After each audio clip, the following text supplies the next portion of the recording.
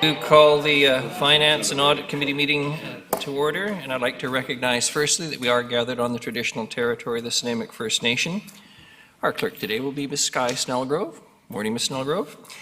Today's Finance and Audit Committee meeting will be held in accordance with the Community Charter, Council Procedure Bylaw 2018, number 7272, and Ministerial Order number M192 governing open meetings during a state of emergency, and the Provincial Health Officer Order regarding mass gathering events. Therefore, members of the public are required to observe meetings virtually and not attend in person, and question period will be suspended throughout the duration of the Provincial Health Order in effect. The first item on the agenda is the introduction of late items, and we have none. Correct. A motion for approval of the agenda. Moved Councillor Hemmons, seconded Councillor Thorpe. All those in favour? Opposed? Motion carries. A motion for adoption of the minutes is circulated. Moved Councillor Hemmons, seconded Councillor Martman. All those in favour? Opposed? Motion carries. We have no presentations this morning and no delegations, but we do have a number of reports. Culture and Events Grants 2021 Fund Recommendations to Support Community Vibrancy and Resilience. Merry Christmas, Mr. Harding. Santa's about to open up the pack on the sleigh. Yes, once a year we come in front of you for all these grants, and this is the time of year that we do this, so I'll be brief. We have 3 grant reports to bring in front of you today, and I'll turn this over to Ms. Bevan in a minute. It's basically our cultural operating grants, the cultural project grants, and then our downtown event grants. So I'll let Julie go through and ask any questions. As you see, I think that we might break the record for recommendations on one line. But we'll go through each of those. We can answer questions on any of the applications. But I'm also just, after the grants, there's also a public art project, which I'll just let Julie stay up here and introduce that part of it too, rather than us going up and down with the cleaning. So no questions to me. I'll turn this over to Ms. Bevan. Mr. Harding, thank you very much. Ms. Bevan, good morning.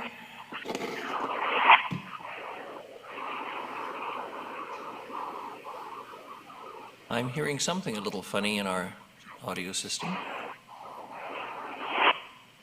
Sounds like a skateboarder in the distance. I wonder if it's Junior Santa. Ms. Bevan, good morning. Aitnitith, good morning, Mayor and Council. I'm delighted to bring this report to you for decision on culture and event grants for 2021. As I start, I want to acknowledge the labor and the planning and the heart that went into these applications on the part of community organizations, both those that have professional staff and many which are volunteer-driven. In total, there were 48 applications for 3 different streams of funding: culture and heritage operating, project, and downtown event revitalization. Each of the organizations and projects are listed in front of you with funding allocations totaling just over $478,000. I want to also acknowledge our culture and events team, Rebecca Buckler and Michelle Dirksen and Allison Collins, who received applications and attended to them with a high degree of professional expertise, care, and rigor to create the recommendations that we brought forward for consideration. Each application was evaluated based on eligibility and assessment criteria as articulated in the program guidelines. You know these grant streams well from past years. No changes were made this year. Other than that, we moved to accepting submissions by email, and we requested that organizations address in their applications how they're adapting in the changing context of COVID to ensure the safe delivery of their programs. Many of the organizations recommended for funding demonstrated their capacity to adapt and pivot and to serve their communities and meet their audiences in new ways. And for others, this is less possible, and they have reduced or paused their activity and have requested reduced amounts this year. As the situation with COVID changes and restrictions ease, the organizations recommended for funds will be positioned to deliver programs and contribute to community recovery. In the past, it's been the practice that if events or programs can't go forward for any reason, organizations return funds, and the same will be the case in 2021. If activities are not able to take place for whatever reason, organizations will return their grant, and our team will continue to communicate regularly with all funding clients. The report also recommends that the 5 organizations who are currently on 3-year funding, Crimson Coast Dance, Western Edge Theatre, Vancouver Island Symphony, Theatre One, and the Nanaimo Conservatory of Music, each receive a modest 2% supplement for 2020 and 2021 to reflect the rising costs in operating expenses and pressures experienced due to COVID. We're suggesting this is a one-time supplement to meet demonstrated need, and these modest amounts are accounted for within existing funding resources. Finally, because we received fewer requests, particularly for the downtown event grants, we're proposing that the $28,559 that remains in the fund be administered through a special one-time grant in 2021. We've tentatively titled it the Resilience Grant, and we're suggesting that eligible applicants will be able to submit to a new deadline in spring 2021. This is midway through the typical grant cycle. We've drafted a program here that offers grants ranging from $1,000 to $5,000 to respond to emerging strategic opportunities, pressures, and changes that have resulted from the pandemic.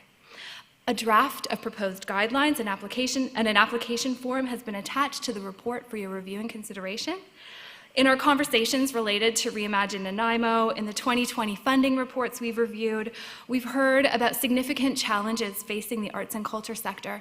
And this program, which will be designed with simplified application requirements, will have a quick turnaround time for results, and it's intended to support local initiatives that contribute to the sustainability of the arts and culture ecosystem, contribute to community resilience, and create public value. These funds are existing within the current allocation. In his influential book, which I've spent a lot of time with this year, The Fourth Pillar of Sustainability, Culture's Essential Role in Public Planning, John Hawkes says that a society in which arts practice is not endemic risks its future. These culture and events grants are investments in creativity and innovation in our community at all levels. And creativity and innovation are among the essential elements for a society that's able to meet new challenges and adapt to changing circumstances. So I'm happy to answer any of the questions that you might have in the report. Thank you very much. Councillor Turley. Thank you, Worship, through you to Ms. Bevan. I had the opportunity to speak to a couple of the event holders. And of course, as we all know, currently they're uncertain as to whether the event is actually going to happen or not. And I understand that, of course, if it doesn't happen and they do receive the money, it has to go back. My question is, where does that money go? Does it go as surplus, or is it put into a fund to increase the amount for applications for next year, or just is there a plan with the potential increase in available funds? Ms. Mercer. Through your worship, those funds would go back into surplus unless other direction was given. Thank you. Councillor Thorpe. Thank you, Your Worship. Through you, first of all, thank you to everybody who worked on this. I know it's a very difficult job.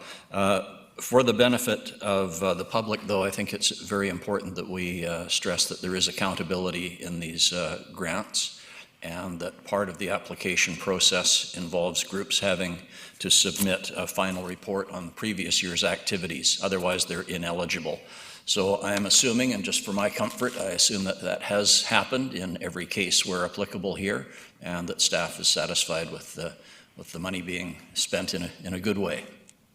You're right, that's certainly the case, that all organizations who have received funding before their next application is eligible are required to provide a report, which is reviewed in detail.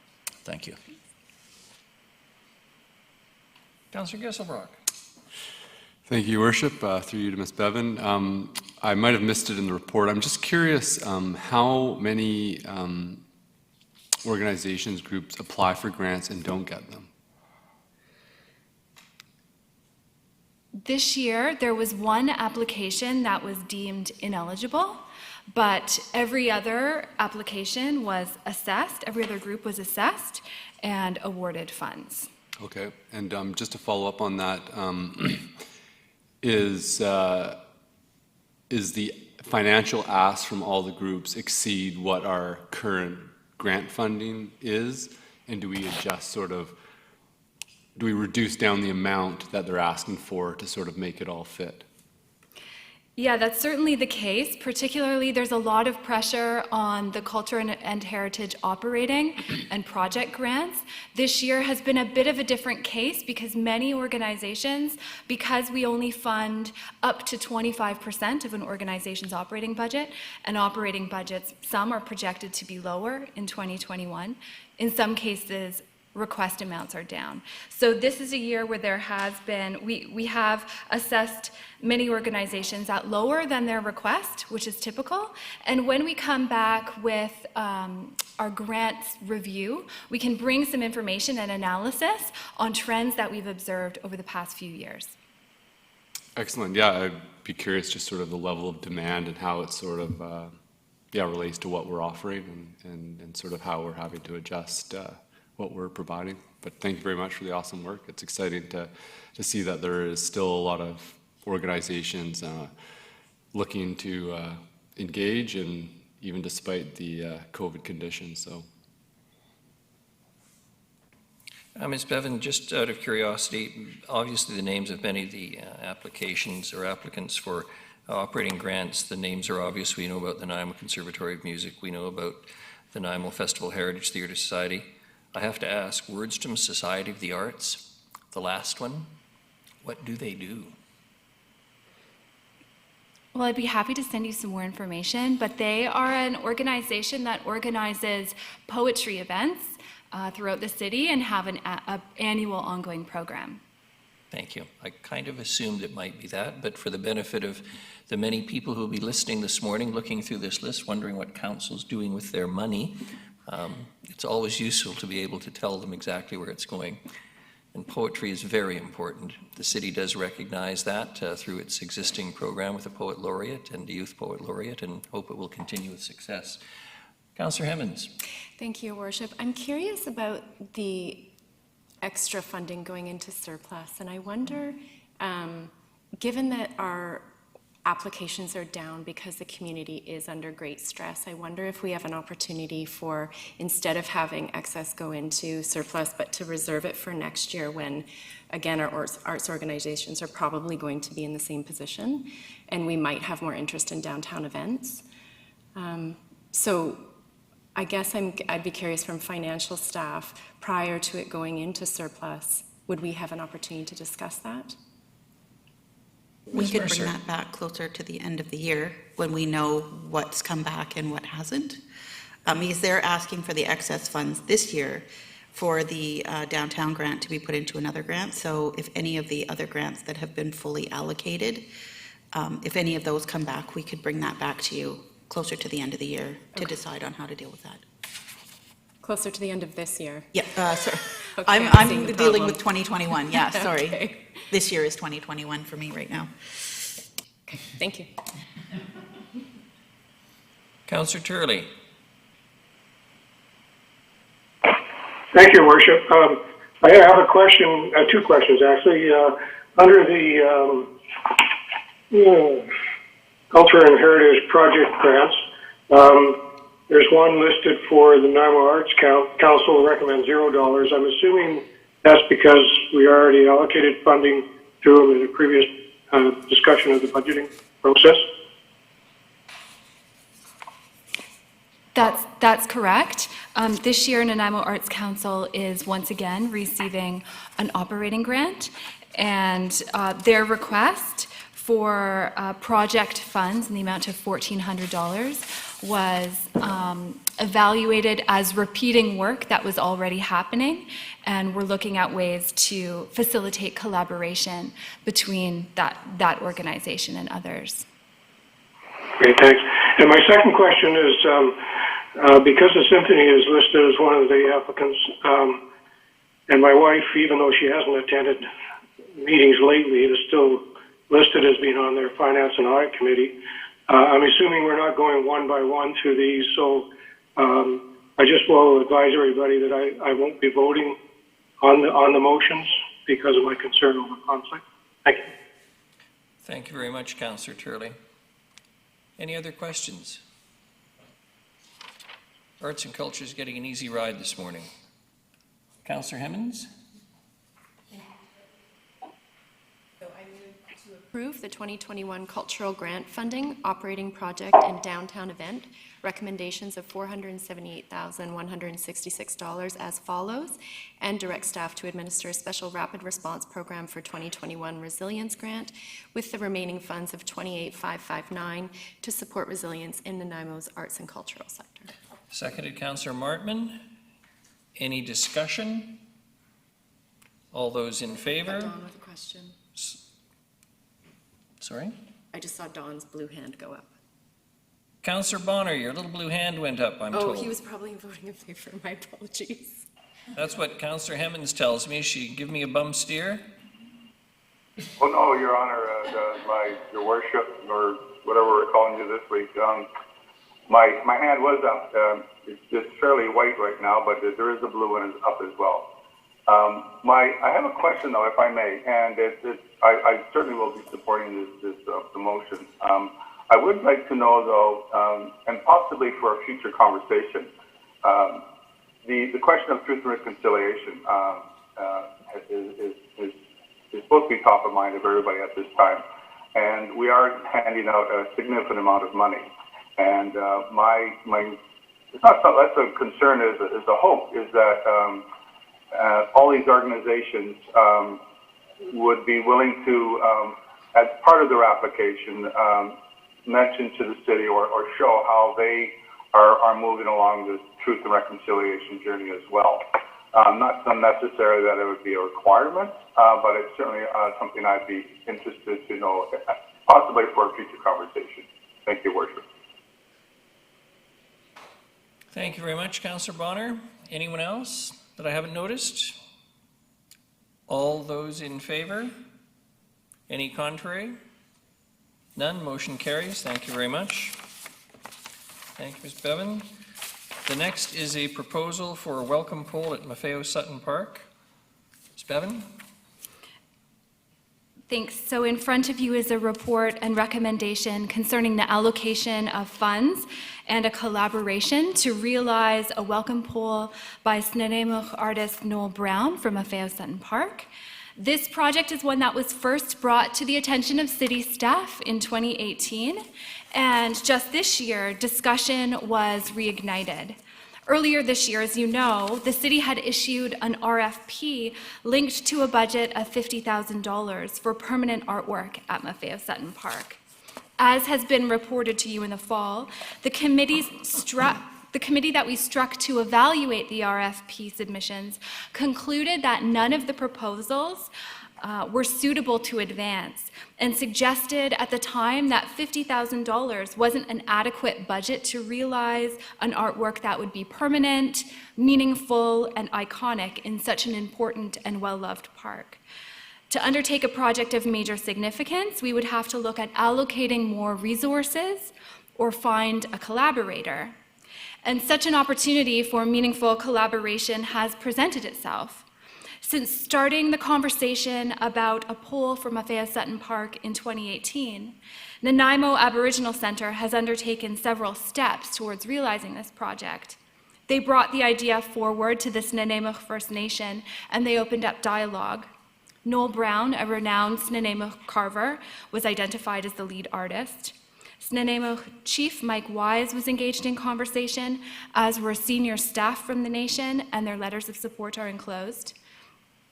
Meetings have been held between Chris Beaton of the Nanaimo Aboriginal Centre, with artist Noel Brown, and with the Snuneymuxw Elders Advisory Council. The elders' teaching and feedback have been incorporated into the planning and design process, and most recently they met in late October and they gave approval of Mr. Brown's design concept. The total project cost is estimated at $100,000. Notably, half of the funds have already been secured through Canadian Heritage by Nanaimo Aboriginal Centre, and an incredible, beautiful 50-foot log has been donated by Mosaic Forest Management. Carving is projected to take 5 or 6 months, and a prospective date for completion and celebration is National Indigenous Peoples Day on June 21st, 2020. However, a lot of work remains to happen between now and then, including a final site selection, engineering reports, site preparation, and so forth. This project aligns well with existing plans and aspirations, including our community plan for public art, a cultural plan for a creative Nanaimo, and the Maffeo-Sutton Park Master Plan.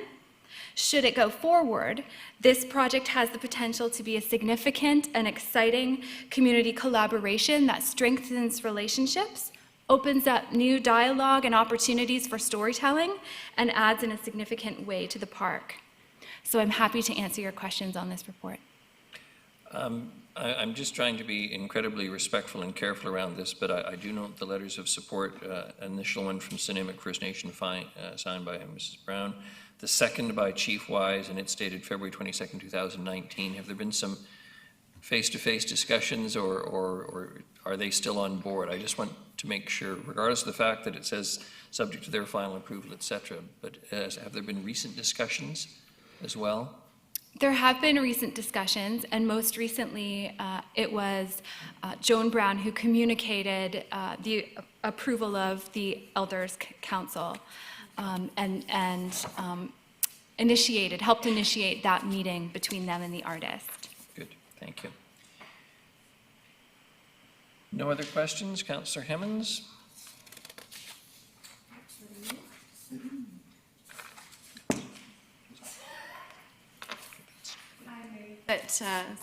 I move that the Finance and Audit Committee recommend that Council allocate $50,000 from public art budgeted in the year 2020 and 2021 for a permanent artwork at Maffeo-Sutton Park to the realization of a welcome pole in the park by Nanaimo artist Noel Brown. This is one motion, pardon me. I direct staff to move to direct staff to collaborate with the relevant parties, including Nanaimo First Nation and Nanaimo Aboriginal Centre, to see this project completed in a respectful way for the benefit of our communities, and direct staff to report back to Council with final design and location prior to installation of the artwork. And seconded, Councillor Brown.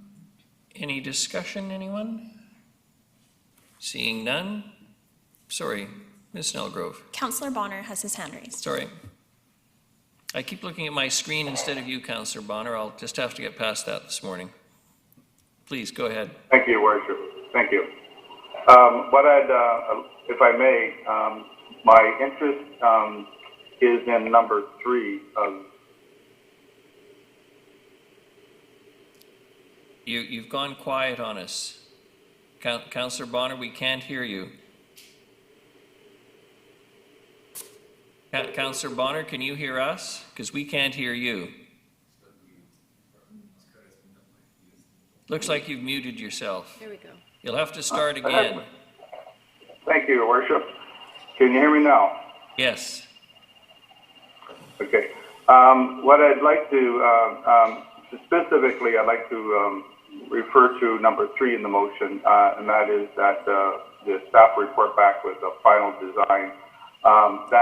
I'm hoping that's just for information purposes only, because we won't have any say in the actual design of the pole.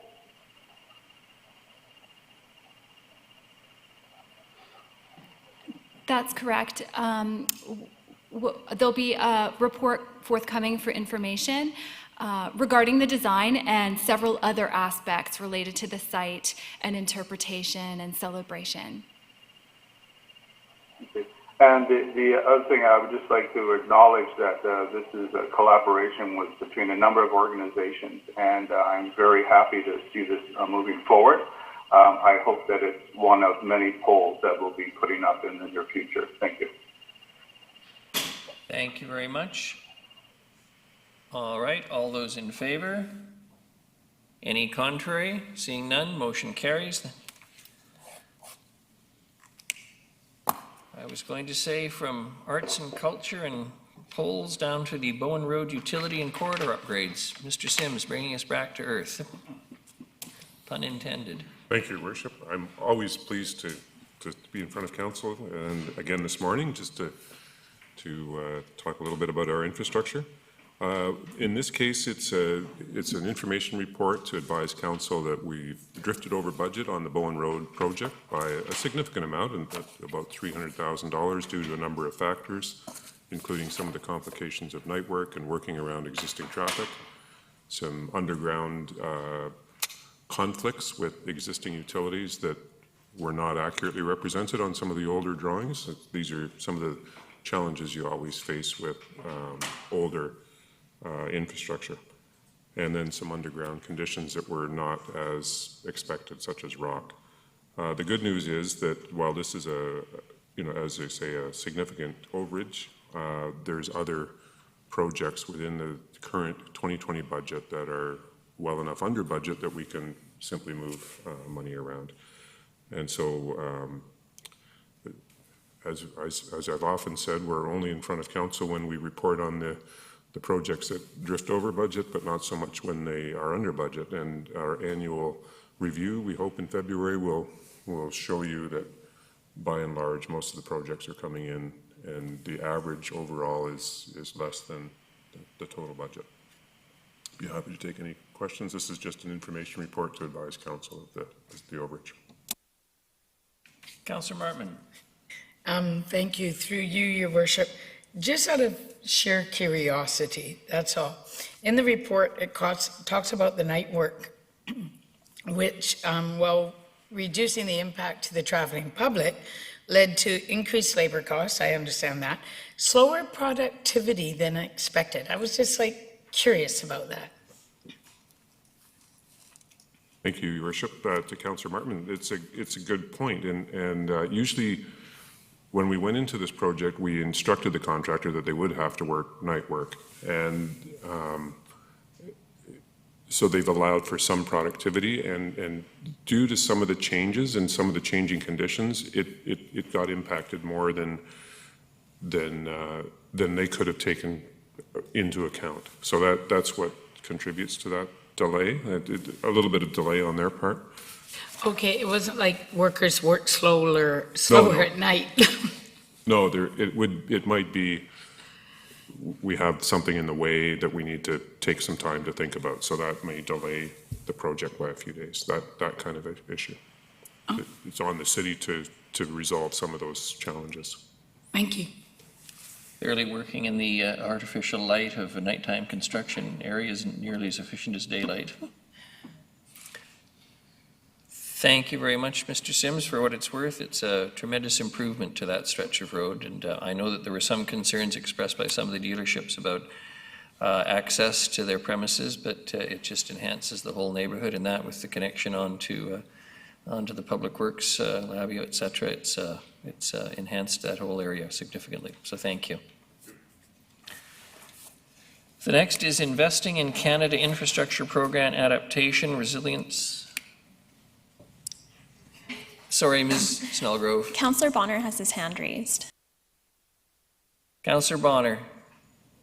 No. Sorry, that was leftover. Which we'll all be eating if we get a decent-sized turkey this year, unfortunately. Investing in Canada Infrastructure Program Adaptation, Resilience, and Disaster Mitigation. Ms. Legan, good morning.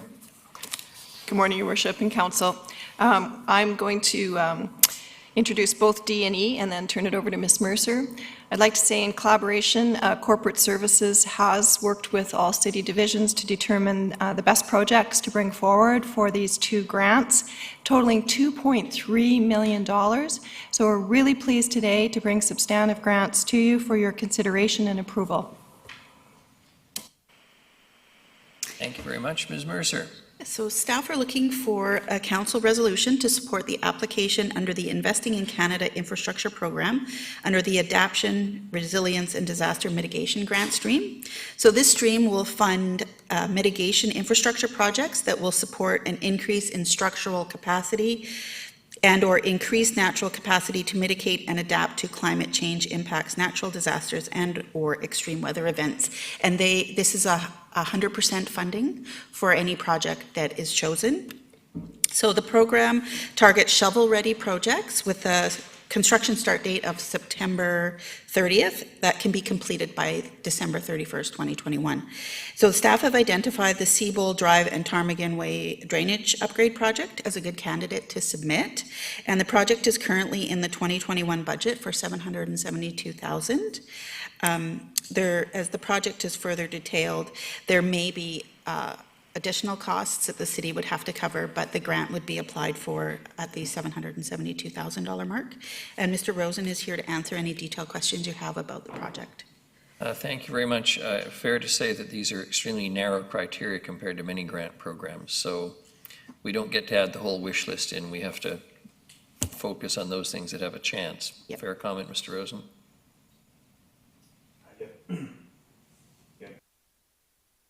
Challenges with this particular project is the timeline, the fact that it has to be complete by the end of the year. And this particular project is already well into the design phase, so we have a very good chance of being able to meet the timeline. Councillor Hemmons. Thank you. I'll move the recommendation. Seconded, Councillor Martman. Any discussion?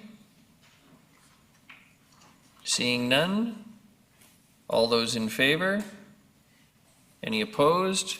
Motion carries. Thank you very much. The next is Investing in Canada Infrastructure Program, COVID Resilience Infrastructure Stream. Ms. Legan, or should we go straight to Ms. Mercer? Yep. Thank you. So we're looking for a council resolution under the COVID-19 Resilience Infrastructure Stream. So this stream supports infrastructure projects that provide retrofits, repairs, upgrades to local governments and Indigenous buildings, support development of active transportation networks, allow communities to improve their infrastructure to increase the resiliency and efficiency in preventing the spread of COVID-19 including protective screens and measures to support physical distancing, and to complete disaster mitigation and adaptation infrastructure projects. And again, like the last one, this is 100% funding for any project that is selected. And staff have shortlisted 2 projects that they feel are best applications for this grant stream. One is the generators for Bevan Park Complex, which there's 4 there, and 2 for the water treatment plant. So there's 6 in total. And the estimated cost of this project is $1.6 million. The second project identified was the lighting of the ENN Trail. And again, the estimated cost of that is also $1.6 million. So staff are recommending that the project for the 6 generators be the project submitted for this grant stream. And Mr. Groot and Mr. Rosen are here to answer any specific questions you have about these 2 projects. Thank you very much. Mr. Groot, good morning. Any questions on this from council?